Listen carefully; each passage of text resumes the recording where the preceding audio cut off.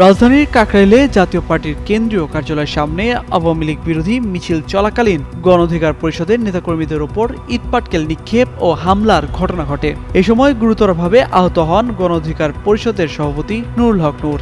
সে সময় ছড়িয়ে পড়া বেশ কিছু ছবি ও ভিডিওতে সবার নজরে আসে মেরুন রঙের টি শার্ট পরা এক যুবক, যে নূরকে নির্দয়ভাবে আঘাত করছে।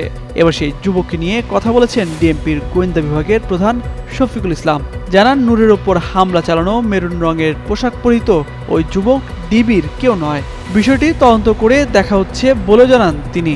এদিকে বিষয়টি নিয়ে সামাজিক যোগাযোগ মাধ্যম ফেসবুকে এক পোস্টে গণ অধিকার পরিষদের সাধারণ সম্পাদক রাশেদ খান জানান, লাল শার্ট পরা ব্যক্তি যাকে পেটাচ্ছে সে নুরুল হক নূর নয়, সে ছাত্রনেতা সম্রাট। লাল শার্ট পরা ব্যক্তির উপর দায় চাপিয়ে নুরুল হক নূর সহ নেতাকর্মীদের উপর হামলার বৈধতা দেওয়ার সুযোগ নেই। যারা নুরুল হক নূরের উপর হামলা করেছে তাদের অবশ্যই শাস্তির আওতায় আনতে হবে।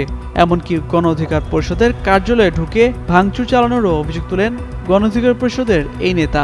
এর আগে শুক্রবার রাতে রাজধানীর বিজয়নগর এলাকায় গণ অধিকার পরিষদ ও জাতীয় পার্টির নেতাকর্মীদের মধ্যে সংঘর্ষ হয়। পরে পরিস্থিতি নিয়ন্ত্রণে আনতে পুলিশ ও সেনাবাহিনী লাঠিচার্জ করে। এতে গণ অধিকার পরিষদের সভাপতি নুরুল হক নূর, সাধারণ সম্পাদক মোহাম্মদ রাশেদ সহ কয়েকজন নেতাকর্মী আহত হন।